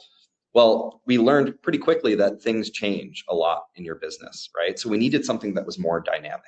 And we don't want founders to just make all their decisions from their gut, right? Like you have great gut feel, but many times, the roller coaster of operating an early stage startup, it's scary. There's a lot of unknowns. A financial model is the first place where we can start to test our assumptions. We can start to put all of these into one financial model where we can start playing with the different aspects of our business and see how everything is interconnected. It's kind of the inner workings of your business. So we want you to know your key metrics inside and out. What is a KPI? How does that actually drive your business forward? What I like to do with my founders in program, and we'll talk about this a little bit deeper into this presentation, is be very relentless with their time, right? What is actually the best, highest use of our time? And one of the best ways to do that is to think about your KPIs. What are the things, the key performance indicators that are driving your business forward? When our founders are trying to raise money, which we'll also talk about later, they're showing each week what they're doing to drive those numbers forward. What are the things, so for specifically within our company here, most of our companies are trying to sell into hospital systems. But hospital systems take 18 to 24 months to close a deal. So they have to be relentless on knowing what their top of the funnel metrics are. How many companies or systems are they talking to each week? How are they segmenting those down a pipeline? How are they quantifying, the contract value for each of those conversations? And they can start to see, as those move down the pipeline, hey, we know we got 100 people this week at the top of the funnel. We can reliably over time know that we're going to move 25% of those to the next phase, which is a demo. And then over time, we can move 10% of those demos to a final conversation with the decision maker. That gives them a huge advantage. It keeps the team motivated as they're building their business, but it also allows them to have conversations with investors where, maybe they don't have any deals closed and it's a hard conversation to have to say, hey, we have no traction, we have no deals. But instead they can go back and say, hey, we know our conversion rate. We know how many times, we can get somebody to a demo. We know how many times we can get somebody to that final decision-making phone call. We can reliably predict that we're going to close this amount of deal flow by X date. and that allows them to proceed forward. And it just helps you as you're building your business, and it keeps you honest. A lot of people go into entrepreneurship because they don't like having a boss. This is the measuring your KPIs is you being your own boss, right? You're holding yourself to some standards week over week, and being able to share that out with the world allows you to de-risk your investment to investors like Techstars. Love that. I also love when founders are like, I don't want a boss, I'll be an entrepreneur. And I'm like, welcome to 1,000 bosses. You're welcome. Number 6, successful founders ruthlessly prioritize. What does it mean to ruthlessly prioritize? There is this meme that basically says, my house is never so clean as when I have a project due, because you have something that you know needs to get done, but you do everything else but. A good friend of mine and colleague who exited his company Pet Desk to company PetVisor, he said that the thing that you're most comfortable with is usually the thing that you fall into when your startup isn't going the way you'd like. So if you are a marketer, you'll do all kinds of like internal marketing things. If you are a builder, you'll start building all kinds of features. The thing that you need to do is take a look at your calendar and to take a look at what Brad just talked about with understanding what your metrics are. Every week in Techstars, we have our founders go over what they're going to do that next week, but we split it into 2 distinct buckets. If the thing is internal, meaning you have full control over the outcome and or determining the success, you're building a feature, you're posting on social, you are creating a campaign, we call those tasks. Progress is third-party validation, meaning a demo, a conversion, something shows that what you are building, other people want. If you prioritize busy tasks, or if you prioritize heads down talking about the thing versus going out and trying to gain that third-party validation, you may miss the boat either in terms of, do people want this now? Is a competitor doing that faster? So understanding how to say, here's the goal that I want. This week, I want 10 demos. How many leads do I need in order to get those 10 demos? And then here's what I need to do to get those 10 demos. It's high impact activities that is going to help you make demonstrable progress versus we posted 17 times on LinkedIn in the past 2 weeks. Great, that's an internal task. You did something. Did anybody sign up for a demo? Oh, we got 50 likes on our post. That is awesome. I am happy for you. Did anybody sign up for a demo or convert to a sale? Because that is what you're trying to do. You are not a social media marketer. You are a startup founder. And then lastly is this idea of Parkinson's law, that whatever you have to do, if you give it 2 hours, it'll probably take you 2 hours, sometimes 2.5. But if you reduce the time that it takes, whatever time you give it, that is the time that it will generally fill. So if you do not have very stringent guidelines around this is when this has to be achieved, whatever that thing is, typically it stretches past the deadline or the amount of time that it should take. You should be moving your business forward in sprints, 1 week or 2 weeks. Even if it's a test, do things that you can test, figure out if it's working really quickly, and prioritize third-party proof. Show me your calendar, and I will usually be able to tell you where your startup is headed. Number 5. Who, not how. This is a big one for me. We bring in a lot of smart founders into this program. And with smart founders, it's this internal, I wouldn't call it ego, but it's just, they are built differently and they want to solve every single problem. And you don't need to. There are people that have done this before. Maybe it's a little bit different angle, but there's people that have came before you that have tried to solve a very similar problem. This is why we talk about putting all of that advice on the whiteboard and then testing these assumptions. We want founders that are willing to leave their ego at the door and ask for support. We learn this time and time again. It's like many times these founders are spending 2 weeks, 3 weeks trying to solve this problem, when if they just go and ask for support, they can solve that problem in a day or two. And that iteration cycle happens so much quicker when they're not spending 2 to 3 weeks trying to solve every single problem themselves. These are the founders that can outsource and delegate throughout the program. They're not going to be the ones to solve, as you're growing this early stage company, you're not going to be able to solve everything on your own. So being able to, again, leave your ego at the door and find people who are the best at any specific task. A lot of founders in our program, we try to help and bring in extra support for them, and they'll say, no, I have too much going on already. I can't bring on other people. These are the ones that are not able to empower others and hand off some tasks. And they can kind of say, hey, here are my 1 or 2 superpowers.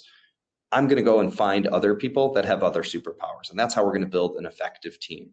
And that allows them, again, to focus on the bigger picture. They become the true captain of that ship, and they put trust in people that are a little bit better or a little bit more qualified to handle specific tasks.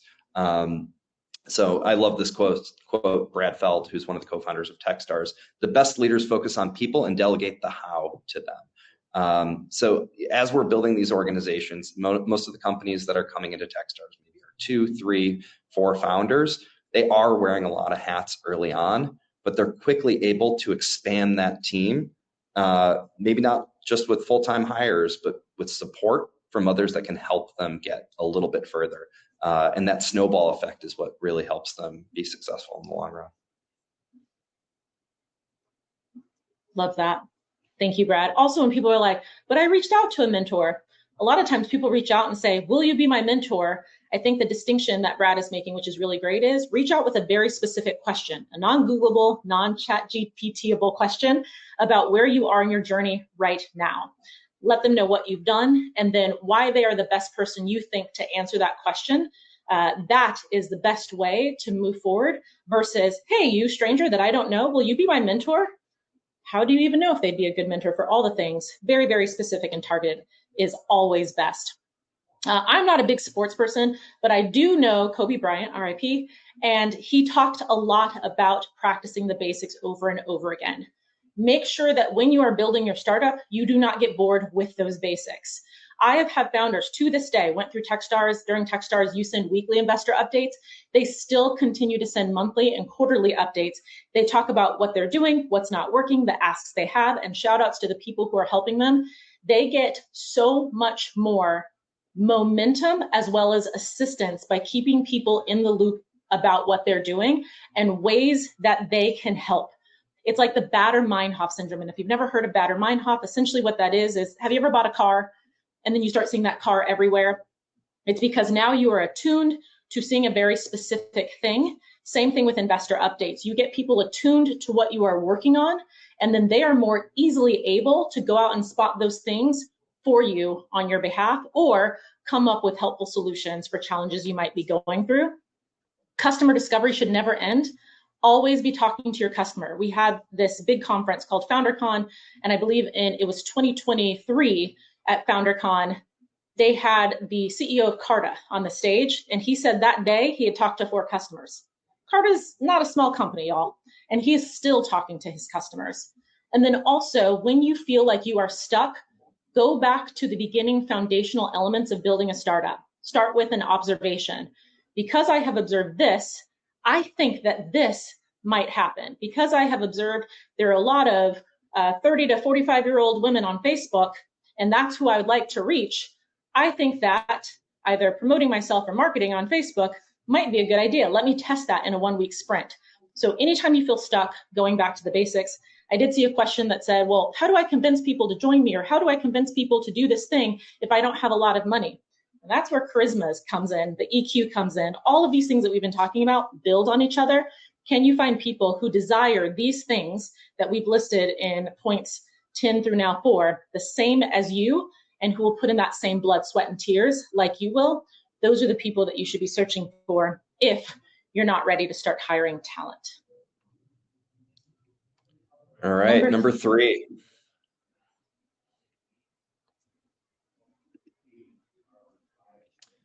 You're willing to do 100 tests to see which 1 or 2 will work. I just had some University of Chicago undergraduate students here and talked to them about entrepreneurship. And what I told them is, your whole life going through school, you got into one of the top universities in the country. You were able to get A's, maybe even, close to 98, 99% on a lot of these tests, exams, and classes. You got those A pluses. You had that 4.0, above 4.0 GPA. You were able to take these really tough classes. You did great on the SAT or ACT, one of the best in the country to be able to get in here. Entrepreneurship is a lot different. And I'll go back, Misty, talked about a sports analogy. In baseball, you can be in the Hall of Fame with a 300 average, which means that you get on base 3 out of every 10 times. Now, if you come in with the expectation that you're going to be getting on base 9 out of every 10 times, you're going to be wildly disappointed. But you don't know the rules of that game. That in that game, 3 out of every 10 times is one of the best in the world. Now, what I told these founders is a lot of smart founders coming out of university that have played this game where they've gotten 98s, 99s, 100s, they struggle to move into this game. And in this game, you're going to have to do 100 tests to see which 1 or 2 of them will work. You're going to have to make 100 phone calls, as you'll see. You're going to have to do that to get 1 or 2 yeses. That's going to be the same as you're talking to customers. That's going to be the same as you're fundraising.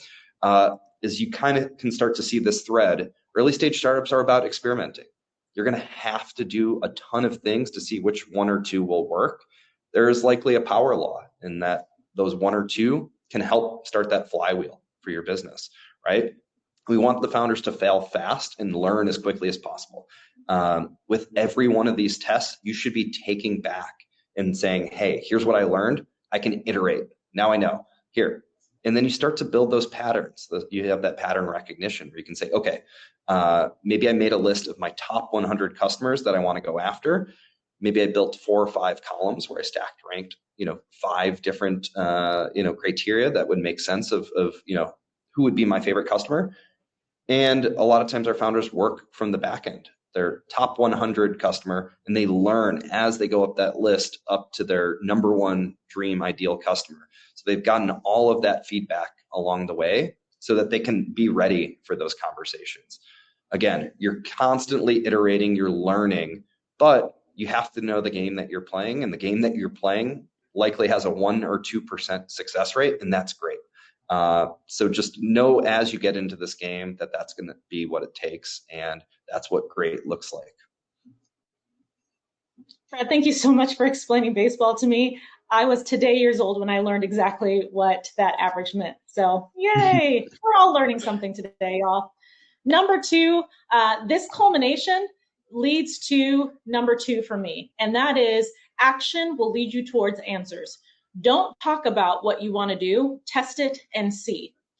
If you have a lot of internal tasks where you're not getting that third-party validation, you might build something that you love, that your team loves, but you may not have any customers ever. Do things that put your baby out in front of people for them to say, yes, I like it, or no, I don't. Listen, if you want to build a business any way you want to build it. I'm a strong proponent of building things that you want to see in this world. If you want to build a venture-backable startup, meaning you want to take investor money and utilize that to scale and build your dream, you're going to have to build for others on the timeline that shows that you can make a very strong return for those investors. So make sure that speed is in your DNA, that you are doing things and testing and iterating quickly in order to say, yes, this is solving a problem. No, this is not solving a problem. Ideas are very easy for some people to come up with. Putting in the work, the action and execution to see if that idea is actually something people will pay for, that is everything. And number 1. Last but not least, actually, in my opinion, the most important, we'll see if Misty agrees, but constantly listening to your customers and deeply understanding their. My friend Sahil Bloom just wrote a book, and he put this analogy of a plane taking off. And for every degree that it's off, it's going to be 600 miles off target. You should think about this with your business. As you're building your business, every degree you're off from understanding your customer, you're just going to end up in a wildly different place. So you need to work backwards from your customer's problem, ensure you're solving their real need. Again, focus on creating value by addressing the pain points, not just talking about the features, and build solutions that align with what people truly want. I love this quote. Bob Mesta, he's one of the co-founders of the Jobs to Be Done framework with Clayton Christensen. And if you talk the way your customers think, selling becomes easy. That's one of my favorite quotes. I try to tell our founders that every single day. Thank you all so much. I know we're at time. Andrea, I will pass it back to you. Thank you, Brad. Thank you, Misty. This was awesome. I was taking notes myself. So thank you everybody else for being here. Remember, applications are due soon. Today is Techstars Tokyo, so today. And for the other programs, it's June 11th. So get your applications in. And if you have any questions, you can email the program teams or you can email us at startups@techstars.com. We're going to send you this recording as well. And that's it for today. Thank you so much for joining. We're glad that you were here.